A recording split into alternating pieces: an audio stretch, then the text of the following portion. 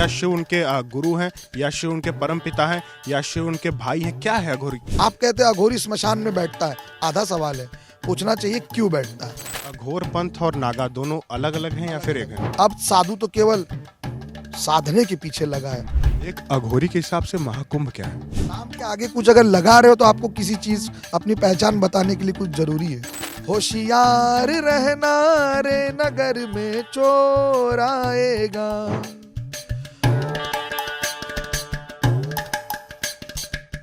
नमस्कार, मैं हूं सूर्यांश गौर और आप देख रहे हैं विस्तार न्यूज़। महाकुंभ का अवसर चल रहा है और यहाँ पर बहुत बड़ी संख्या में लोग आ रहे हैं, करोड़ों लोग स्नान कर रहे हैं। ऐसे में कुछ दिव्य साधु संतों का हमें सानिध्य भी प्राप्त हो रहा है। उन्हीं में से एक हैं आशीष जी महाराज, जिनके साथ मैं बैठा हुआ हूँ। महाराज जी, सब लोग अपने नाम के आगे कुछ लगा रहे हैं, कोई 1008, कोई अनंत श्री विभूषित, या फिर कोई जो है आचार्य लगा रहा है, महामंडलेश्वर लगा रहा है। आपके नाम के आगे मैं क्या लगाऊं? जो आप चाहो लगा सकते हो, लेकिन नाम के आगे फिर और क्या लगाना। नाम काफी होना चाहिए था। नाम के आगे कुछ अगर लगा रहे हो तो आपको किसी चीज अपनी पहचान बताने के लिए कुछ जरूरी है ना। बाकी अगर आपके पास कर्म है, अनुभव है, तो नाम काफी है। अघोर पंथ से आते हैं आप, तो अघोर पंथ से आते हैं, आप स्वयं को अघोर बताते हैं, तो कुछ तो जैसे लोग आचार्य लगाते हैं, तो आपको अघोराचार्य कहा जा सकता है या अघोरेश्वर? नहीं, ये सब टाइटल्स हैं। पहले अघोर तो कोई संप्रदाय नहीं है, अघोर एक अवस्था है। क्या है अघोर, क्या है? मैं यही जानना चाह रहा हूँ। सरल बनना, सहज बनना। और सहज बनना किसको अच्छा नहीं लगता? आपको नहीं अच्छा लगता कि आप सहज बन जाए? हाँ, नहीं, बिल्कुल बिल्कुल, मुझे बहुत अच्छा वो लगता जब स्थिति आ जाएगी वो अघोर। है। खुद को सरल कर लेना ही अघोर है। अघोर है और कुछ भी नहीं। आपके भगवान शिव का नाम भी भोलेनाथ है, चलाकनाथ नहीं है। उनके 5 मुख में से एक तीसरा मुख है, वो अघोर है। और 5 मुख ऐसे कुछ होते नहीं है। 5 मुख मतलब 5 अवस्थाओं में से उनकी जो सरल अवस्था है भोलेनाथ की, वो अघोर है। अघोर माने ये नहीं जो आपको बताया जाता है, शमशान में रहना, हाँ, राख लगाना, काला वस्त्र पहनना, श्राप देना, बेवकूफ बनाना, नहीं, ये सब नहीं है। लेकिन स्मशान में बैठना, आप कहते हैं अघोरी स्मशान में बैठता है, आधा सवाल है, पूछना चाहिए क्यों बैठता है, तो आपको पूरा जवाब मिलेगा। क्यों बैठता है? मैं अब यही पूछ लेता हूँ, सीधे पॉइंट पे आ जाता हूँ। क्यों बैठता है श्मशान में अघोरी? एक तो पहली बात तो समस्थान है, जिस स्थान में कोई भेद न हो। बाकी समस्त संसार में जितने भी स्थान है उसमें भेद है, आपके मंदिरों में भी भेद है, वीआईपी कल्चर वहां भी है। मेरे स्मशान में वीआईपी कल्चर नहीं है, वहां सबके लिए समस्थान है। वो अपभ्रंश है स्मशान, वो है समस्थान, जहां राजा मरे तो राख, चोर मरे तो राख, और साधु मरे तो राख। तो जहां समता है वहां बैठना अच्छा लगता है। और जहां जाना है, पढ़ाई तो वहां की होनी चाहिए, यहां तो आपको रहना है नहीं, आपको जाना है ना। तो आफ्टर डेथ की बात कर रहे हैं आप? आफ्टर डेथ की नहीं, before death and preparation of death. तैयारी होनी चाहिए ना। अभी आप मेरा इंटरव्यू लेने आए हो, तैयारी के साथ आए हो ना? बिल्कुल बिल्कुल बिल्कुल ना। तो जीवन तैयारी के साथ जीना चाहिए ना, ताकि जाते वक्त जैसे मेरा इंटरव्यू खत्म होगा, आप जाएंगे तो मेरे मोह से ग्रसित होके जाएंगे या खुशी खुशी जाएंगे? खुशी खुशी जाऊंगा। खुशी जाएंगे, तो जाना खुशी खुशी चाहिए ना। और जहां जाना है वहां की जानकारी तो लेनी ही चाहिए। आप जीवन का अनुभव ले रहे हैं, अच्छी बात है, लेकिन मौत से वंचित हो रहे हो, उसका भी लेना चाहिए, तो पूर्ण होगा दिन और रात। तो जहां समता है वहां साधु है। जरूरी नहीं कि उधर स्मशान में कुछ अजीब वो चीज है वहां इसलिए साधु रहता है। अघोर पंथ और नागा दोनों अलग अलग हैं या फिर एक हैं? नागा तो शंकराचार्य की फौज है, साधुओं की रक्षा करने का। और रहा साधु का सवाल, साधु देवनागरी का शब्द है, अभी का शब्द है। किसी भी पुराणों में साधु नाम का शब्द नहीं है, ऋषियों का जिक्र है। तब के ऋषि अब साधु हो गए हैं। तब के ऋषि ऋषि ही थे। हाँ, अब साधु का शब्द अर्थ बन, साधना को साधु बोलते थे। अब साधु तो केवल साधने के पीछे लगा है। आप समझ सकते हो मैं किस साधने की बात कर रहा हूं। एक है साधन, इसके लिए ऋषि थे, वो आपको साधन उपलब्ध करवाते थे। क्या साधन मतलब क्या, कुछ नया इन्वेंट करने से? हाँ, साइंटिस्ट, ऋषि, ऋषि माने जो रिसर्च करता रहे, खोज करता रहे, भीतर की भी और बाहर की भी। आपके कथाओं में देखो, राम को सब शस्त्र किसने दिए? ऋषि ने दिया। तो फिर आज का साधु क्या दे रहा है? पूछिए, भंडारे करवा रहा है, जाके देख रहा है कि सचमुच कोई भूखे को खाना जा रहा है। जैसे आप अभी माघ कवर कर रहे हैं, ये कुंभ कवर कर रहे हैं, आप देख रहे हैं सब जगह भंडारा चल रहा है। कौन खा रहा है? यहाँ जो मेला देखने आए हैं वही लोग खा रहे हैं ना। कोई भूखे को खोज खोज के कोई साधु खिला रहा है?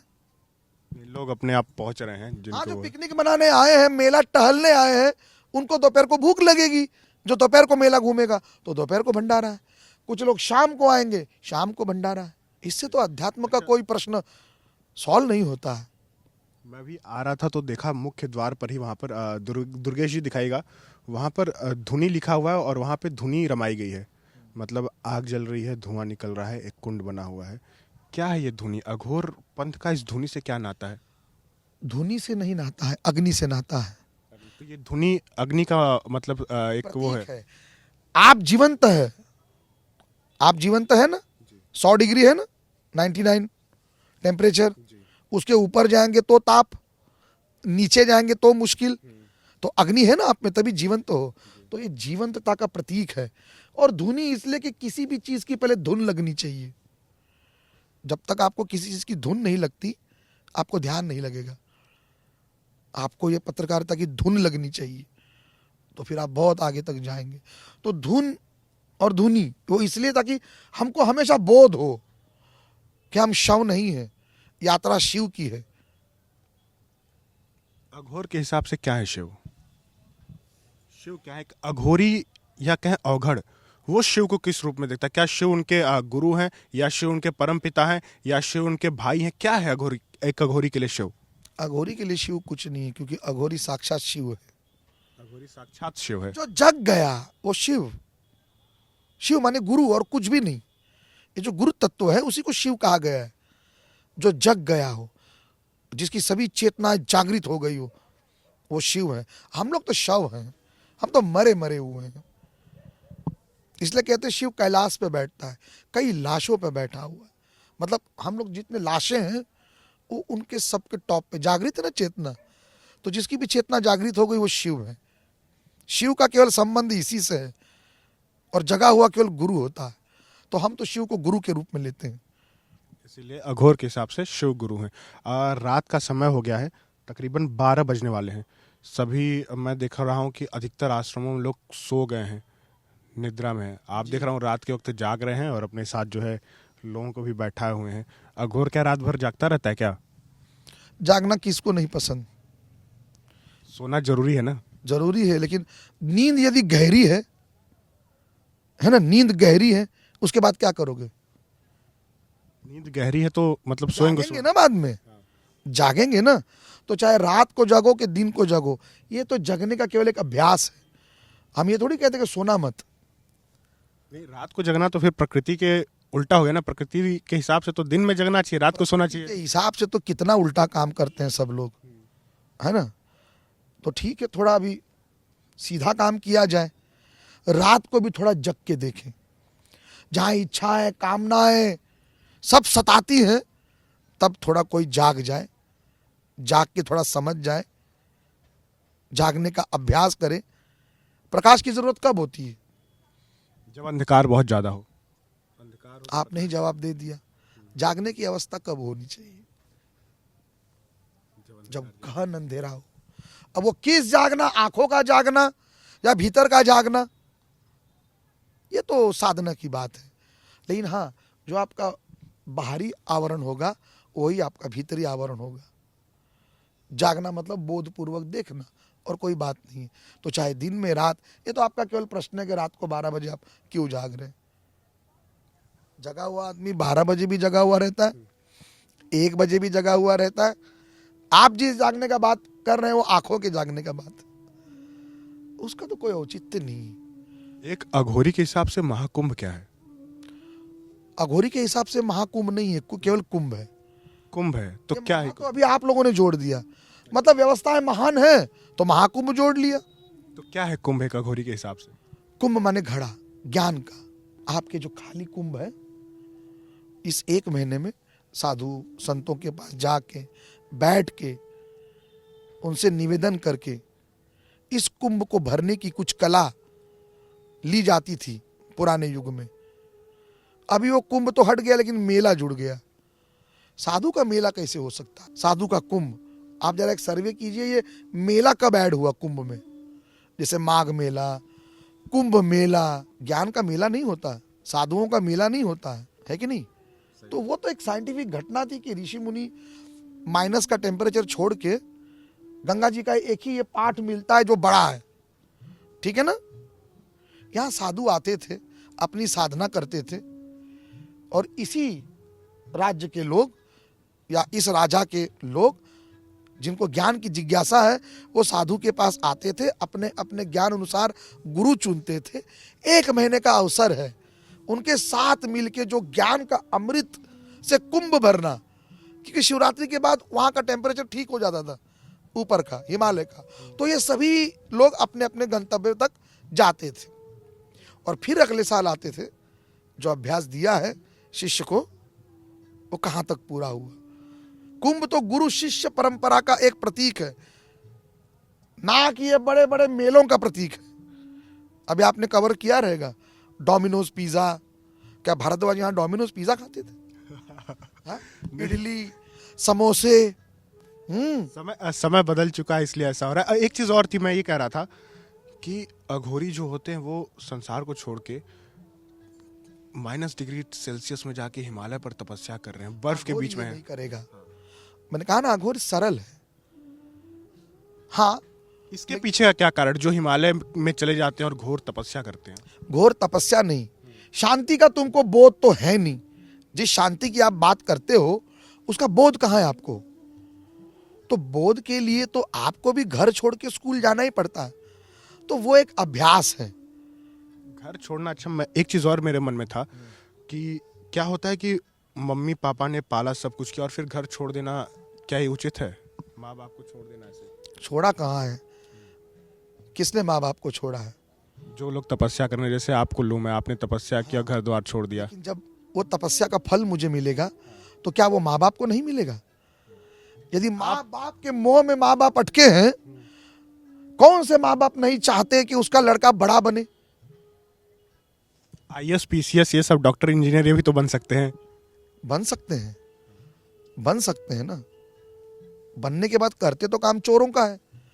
बनने के बाद कोई साधु का काम करे तो वही क्षेत्र में वो साधु हैं, वो भी तो उनका अभ्यास है।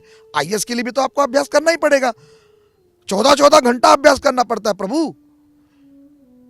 तो परमात्मा के लिए 8 घंटा कोई कर रहा है तो उसको दोष दोगे?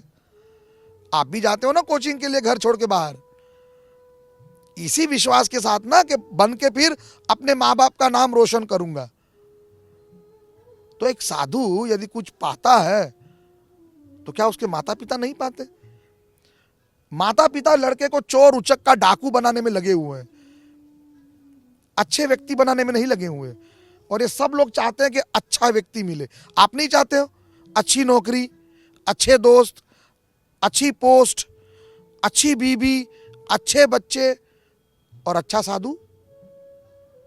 दुनिया को गलत साधु कहने के लिए तो आसान है, अच्छा साधु बनना पड़ेगा ना। तो उसके लिए कौन से माँ बाप तैयार हैं? लेकिन चोर उचक के डॉक्टर इंजीनियर क्या कर रहे हैं? सब साधु हैं। सब आप भी जानते हो क्या चल रहा है। डॉक्टर लोग क्या कर रहे हैं? सचमुच किसी के प्राण बचा रहे हैं। इंजीनियर सब सचमुच अपना सब कुछ दे रहा है। लेकिन अगर इतना विकास हो रहा है तो फिर ये लोग तो योगदान दे रहे हैं ना। योगदान दे रहे हैं, लेकिन किस चीज का विकास हो रहा है? विकास तो भीतरी चाहिए। आपके बाहरी विकास ने क्या किया है? समाज का हाल बद से बदतर हो गया है, अमीर और अमीर, गरीब और गरीब। ये कैसा विकास? एक चीज़ और महाराज जी, मैं आखिरी सवाल ये पूछना चाहूँगा कि कुंभ में कुछ दिनों को बहुत विशेष महत्व दिया जा रहा है। लेकिन जबकि कुंभ 1.5 महीने का होता है तो उस दिन ज़्यादा भीड़ लग जा रही है। आप जो कुंभ में आने वाले लोग हैं उनसे आपकी क्या अपील है, आप क्या कहना चाहेंगे?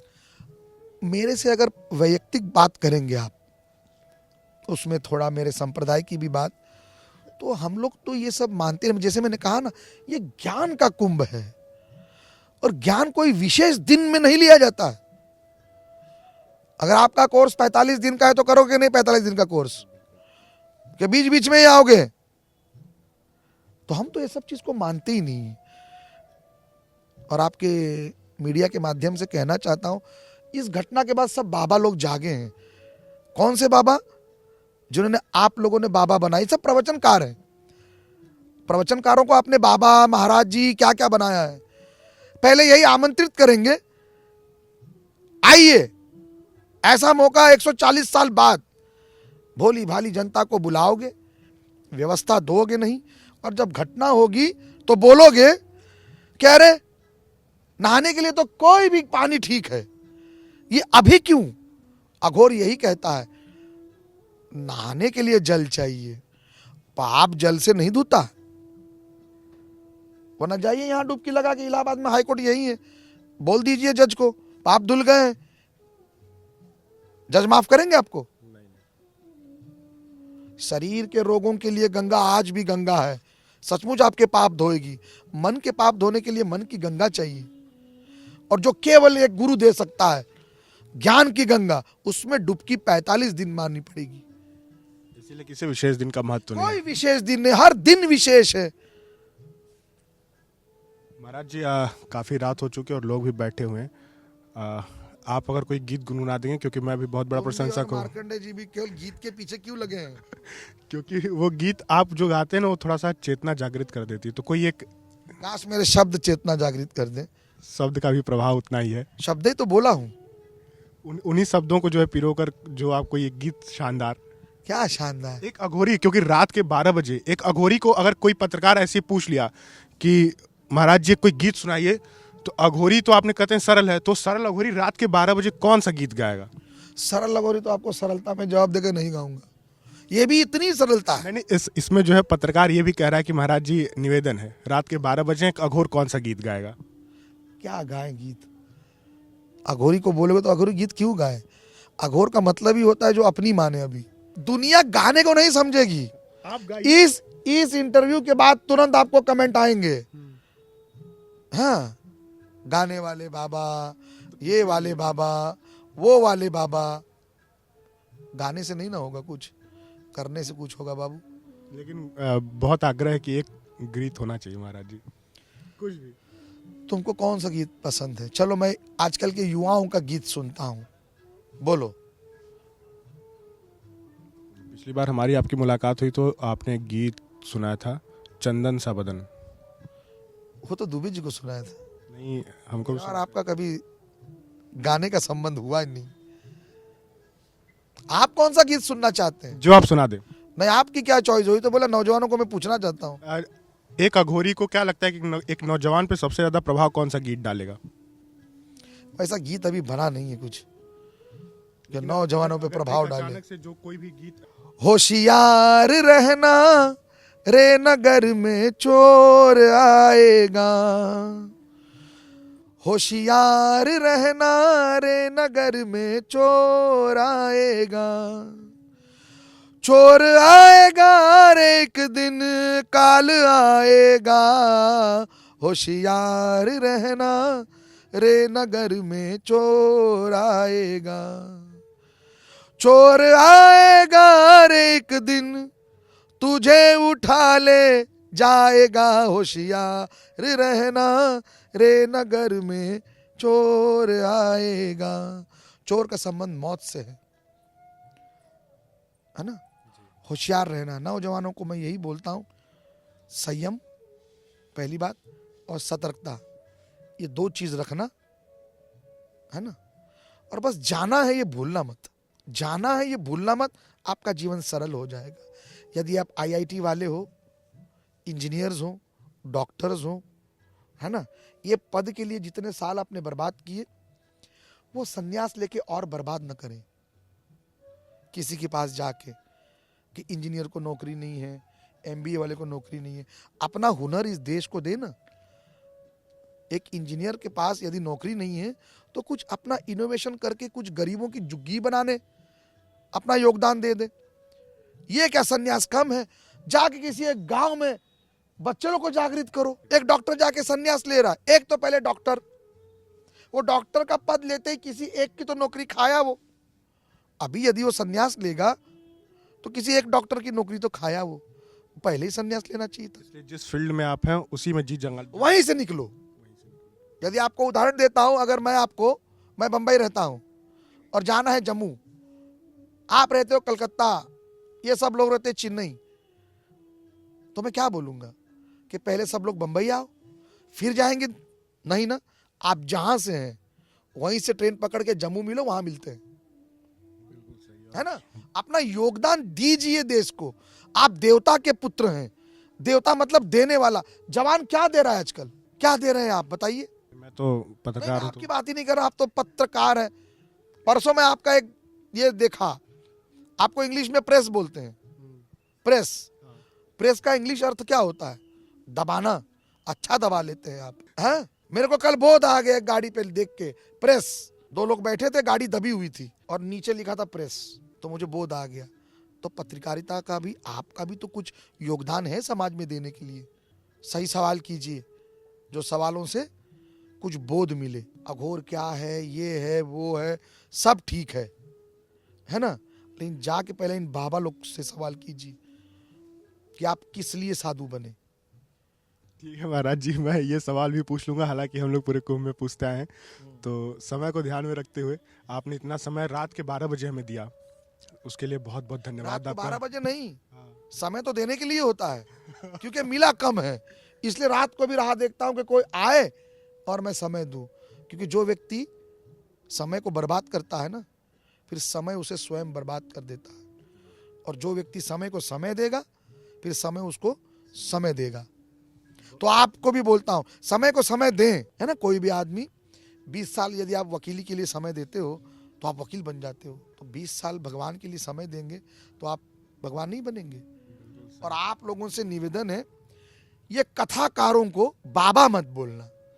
अंग्रेजी में इनके लिए बहुत सुंदर शब्द है, स्टोरी टेलर। ये कहानी बताने वाले हैं और परमात्मा की बात करने के लिए इनके खाते में जब तक 65 लाख रुपया ना आ जाए, परमात्मा की बात भी नहीं करेंगे। ये परमात्मा की बात करने के लिए पैसा चाहिए, अरे कर ना परमात्मा की बात। लेकिन परमात्मा की बात करने के लिए भी ये लोग आपसे पैसा मांगेंगे और भारत सरकार इनको फिर सब्सिडी देगी, एटीजी देगी। हमारा ही ना पैसा है, हम साधुओं को नहीं पूछेंगे कि आप क्या कर रहे हैं। हम लोग को तो संसार खत्म लगा था ना, संसार हमको बुरा लगा था, तो संसार छोड़ के हम चले गए सन्यास में। और सन्यास से फिर संसार क्यों आए हो? और अगर आए हो तो समाज के लिए कुछ करो, ये नहीं कि भंडारे दो। शिक्षा का स्तर बहुत नीचे है, शिक्षा दो। गुरुकुल खोल के कुछ नहीं होगा, उसके लिए भी पैसा मांग रहे हो। गुरु के कुल में लो। गुरु का कुल, जैसे कुल खानदान होता है ना, गुरु गुरु बनाता है ना, गुरु शिष्य नहीं बनाता, गुरु गुरु बनाता है। तो कुछ ऐसे बच्चे तैयार करें जो अच्छे हों और समाज का कुछ कल्याण करें। साधु का केवल यही दायित्व है। वो अपने बच्चे तो पैदा कर नहीं सकता, लेकिन किसी बच्चे को उसने केवल अच्छा आदमी बनाना चाहिए। और ये प्रवचनकार नहीं करेंगे। 4 बुढ़ा बुढ़ी को अगर तुम पाल रहे हो, कुछ है कथाकार, 10-20 बुजुर्गों को पालेंगे, गवर्नमेंट को उसका शो दिखाएंगे कि हम सेवा देते हैं, अब मेवा कितना लेते हो। यानी जो एक गुरु होता है वो जो है गुरु बनाए, लोगों को जो है जागृत करे। जागृति देना काम है ना। समाज में आए क्यों? वो जो जंगल गया था तो जंगल की शांति थी, शांति का बोध लेने गया था तू। जब मिली है तो समाज में बांटेगा नहीं। बुद्ध ने बांटी, नानक ने बांटी, सबने बांटी ना। ये कथाकार क्या बांट रहे हैं? केवल कहानी ना, कितनी बार सुनोगे? 20-25 साल में वकील क्या क्या बनते हो। ये जो कथा कह रहे हैं ये राम नहीं बने। ठीक है महाराज जी, आपने समय दिया और बहुत सुंदर तरीके से आपने हर एक चीज़ का जवाब दिया। तो ये थे आशीष जी महाराज, जिनसे हमने रात में बातचीत की। इन्होंने बहुत अच्छा समय दिया और बहुत ही अच्छे तरीके से हर सवाल का जवाब दिया। कैमरा पर्सन दुर्गेश साहू के साथ सूर्यांश गौरव, स्टार न्यूज़।